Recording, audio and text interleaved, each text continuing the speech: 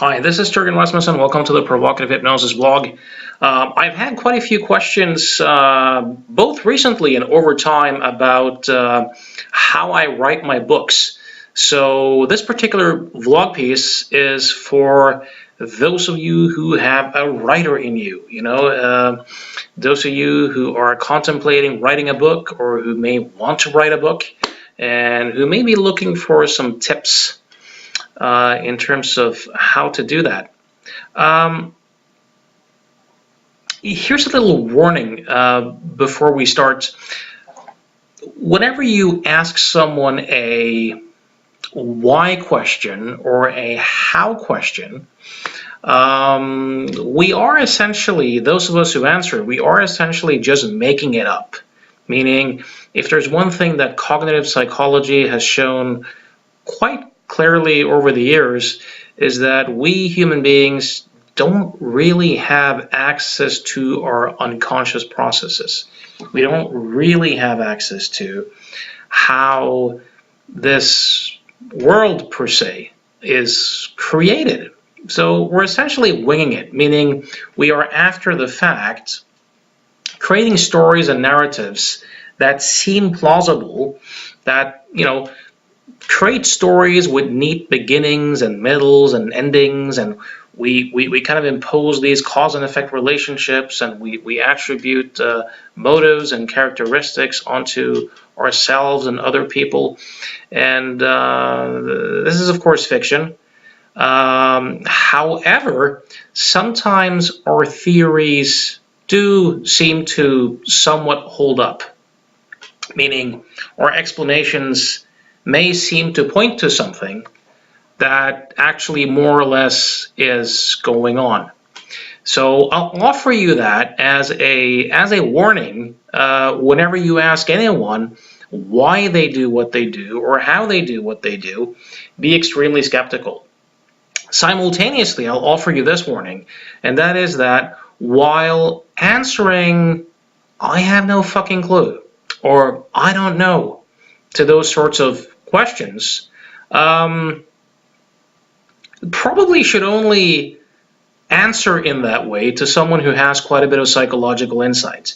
So if someone has a bit of psychological insight, it's a kind of reassuring answer. If someone doesn't, you just sound incompetent, meaning the other person will just attribute onto you the characteristics of extreme competence and perhaps stupidity, which of course may be correct, for all that I know. But there you go. But there are a few things that I do that consistently seem to work for me. Now, first of all, and this may sound somewhat weird, but I often don't quite have the perception that I am writing these books. I've written a book titled Provocative Hypnosis that I released in 2008, and I released Provocative Suggestions in 2015. And right now I am working on a third book, which may be titled You're Not the Voice in Your Head, but I'm not quite sure. My experience is that the books kind of write themselves. They kind of emerge and organize themselves over time, and then I'll put my job in quotation marks is to kind of write them down. Now, since my books are about hypnosis, psychology, neurolinguistic programming, and they're to a very large extent based upon the actual client cases that I see on a day-to-day basis, one thing I do is that when I have a client, when I make a discovery, when I have a particular client encounter that I find very interesting, that kind of sparks something in me, I'll take quite a bit of notes and note it down so I kind of have it. I also have a very good memory for those sorts of things. Or at least my memory organizes itself to give me the illusion that I have such a great memory, but anyways, that's how it looks. So I'll offer you these quite simple tips that work for me. When I have had battles with editors over the years, they have very often said to me, look, you're writing as if you're speaking. You're essentially writing as if you're just speaking to someone. This isn't what writers do. This isn't how you write. You need to write in a more formal way that's different from how you speak. And I've always chosen to ignore those suggestions. And the feedback I've consistently gotten from my readers have been, when I read your book, I kind of felt that we had a conversation. I felt that I was in the room with you, and I really liked that personal touch. So, many of the people who work as editors have an academic background. I've often used retired, college English teachers, stuff like that, and they may be champions at grammar and formally know how you're supposed to do it, but they're usually not writers. They usually haven't written books. So take suggestions about how you should write, how you can't write from academics and people who do editing with a grain of salt. That's my first tip. Make sure that you actually have something to say. I mean, my books this is my 22nd year seeing clients professionally. I've meditated since 1991. I write about topics that are near and dear to my heart. So I'm not just, some guy winging it and making some assumptions. What I write about is battle-tested stuff in the trenches on a day-to-day basis. So I never had any plans of doing writing. I actually flunked writing in high school. I got horrible grades.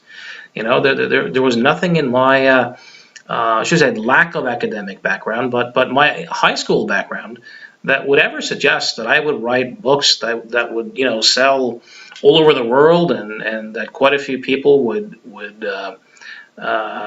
write. Is there a favorite hypnosis book or favorite psychology book? I've gotten so much solid feedback about those books from all over the world, from a lot of really, really experienced folks. I think it would shock the hell out of my high school teachers. I mean, there's nothing in my lack of academic background that would ever suggest that I would write such books. And as I said, I got horrible grades. I was a really, really poor student and a really quarrelsome student. I actually flunked writing. I would get into these political exchanges with the teacher in writing, and the teacher would write back that I needed help and that I'd kind of deteriorated and stuff like that. So don't take what editors say too seriously. Don't necessarily take what high school teachers or other people in your life have said too seriously either. As I said, there's nothing in my background and nothing in my academic background that would suggest that I would either have the job that I have or be as successful at it as I have been, or even been able to write those books. So there's something to be said about that. There's something else to notice here as well. Since I never planned to write or had any aspirations to write, I've always loved reading. That's been one of my favorite hobbies since I was a very young kid. I've read for hours a day, so I have a very good memory. I'm very well read, but I've never ever had any ambitions of writing until the first book kind of started writing itself.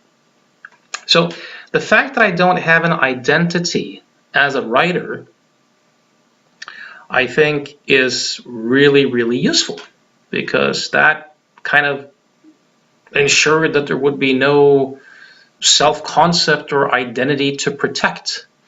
I could just engage in the activity of writing. So this is important. Now, Robert Dilts, a pioneer in the field of neurolinguistic programming, wrote some really interesting books. A few of them were. actually full asleep, attempting to read quite a few of them. But he used to write about Walt Disney's creativity strategy, and one of the points that he made was that any company or endeavor should have a dreamer, a critic, and some sort of reality tester of sorts. And it's really important that the dreamer or the creative aspect or person gets the chance to really express themselves before the critic or reality tester comes in to kind of pick it apart. So one thing that's really helped psychologically for me in terms of writing books is I write for the trash can. I'll say that again. I write for the trash can, meaning I have the psychological willingness when I sit down to write that if everything I write today ends up in the trash can, I'm willing to have that experience. Now, notice I didn't say I want to have that experience or I would prefer to have that experience. I said I'm willing to have that experience. If you're willing for what you write to end up in the trash can, you can just write. You can write with no performance anxiety, no hang-ups, nothing to protect.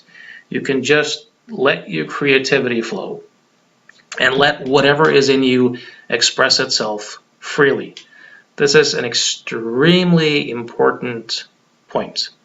Whatever you want to be able to do, be willing to do it badly at first. Be willing for everything you write to end up in the trash can. That really, really helps. Learn from good soap operas. If you look at how a good soap opera is structured, they will start, one segment with a few people, and as soon as that kind of gets interesting and something is about to happen, they kind of shift focus onto some other segment with other people, and they kind of build that up. And as soon, as something exciting happens there, they kind of shift to something else. So right before a particular episode ends, something's unresolved, or something might be happening, or something may be about to happen, and then the episode is over, and that kind of sucks. And then you have to wait until the next episode comes again. Milton Erickson, the Einstein of the hypnosis or hypnotherapy profession, he used to often not complete his stories. He would tell stories to his clients to evoke some sort of insight, to kind of prime some sort of response, evoke some sort of state, some reorganization of experience. And then before ending his stories, he would often stop them and start a different story or shift the topic. And there's a really good reason for doing this, just like in the soap operas, and that is that incomplete information is more memorable. So you avoid premature closure. You avoid that tendency of the mind to kind of go, oh yeah, I got this now, I'm done.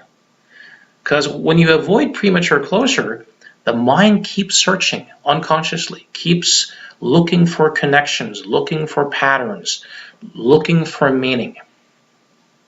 So it's more memorable, and it's easier to learn more over time. So I deliberately use this with myself when I write. When I write up a client case in the book, or I write a story or try to make some sort of point, I will always stop myself before I get the chance to complete the story or complete the case.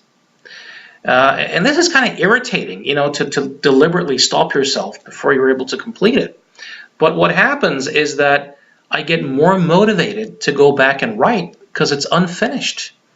And while it's unfinished, while I sleep until the next writing segment, unconsciously the system, so to speak, keeps working on it, keeps revising it. So I usually have more ideas, revised ideas, and I'm back into the flow. Versus completing something, getting that sense of closure, and then having to sit down and write again and, kind of start over. So it's also called the Zeigarnik effect in psychology. A guy named Zeigarnik, if I remember correctly, got fascinated by how waiters could be so impressive and taking an order, from a big table and remembering, what everyone is having and remembering the details of everything,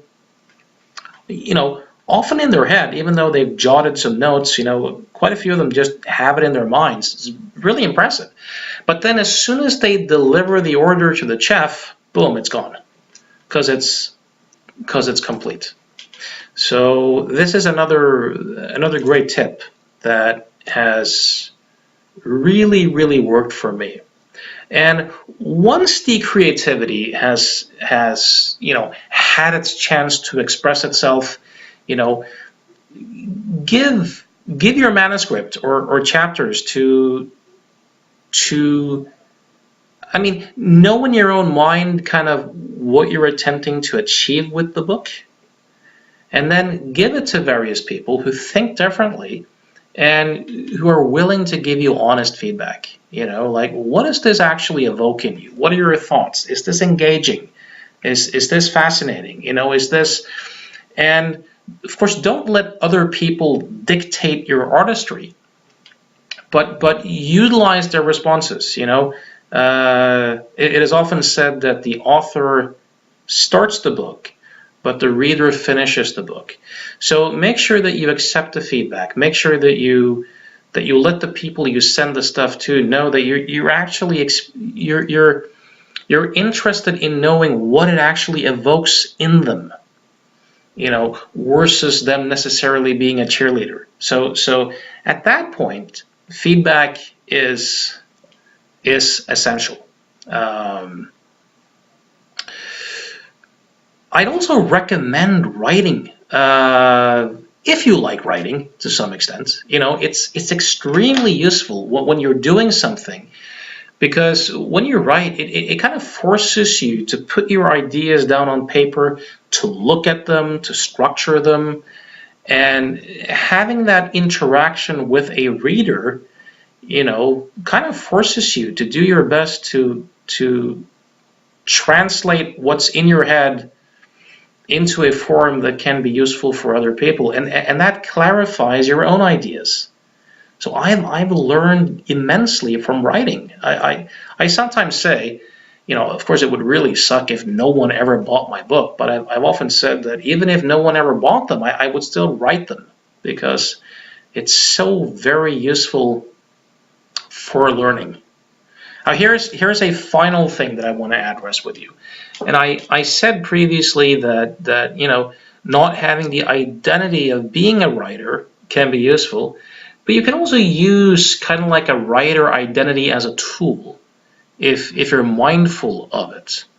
Because a lot of people will say, yeah, I need to be motivated, or I'm waiting for motivation before I can write. Now, professionals don't do this. Like if you're an athlete, and you're a professional athlete, you're not waiting for motivation to go to the gym or to go running. You go running because that's what you do. Like that particular time slot, you go running. You don't really care how you feel. You run from any state you may be in. And you also know this basic psychological trick, which is that, as soon as you start to engage with the activity, usually you'll end up into flow, and the motivation will kind of come as a result of doing the activity. So same thing with writing. Don't wait to be motivated. Don't try to be in a specific state to write, and don't chase certainty. This notion that I need to exactly know what I'm going to write, or I need to have it all figured out before I do it. Don't do that, because you'll never get completely certain. In other words, so you'll always be waiting. Just write. Like, it doesn't matter how you feel or what particular mind state you may be in at the moment. Just write. Like writers write. Set up a particular schedule and just do it. And sometimes it kind of sucks, and other times, often you'll find that you just automatically go into flow. And that's essentially how it works. So anyways, as always, I hope this was useful. If you have any comments or questions, feel free to post them where you found this particular video. Till next time.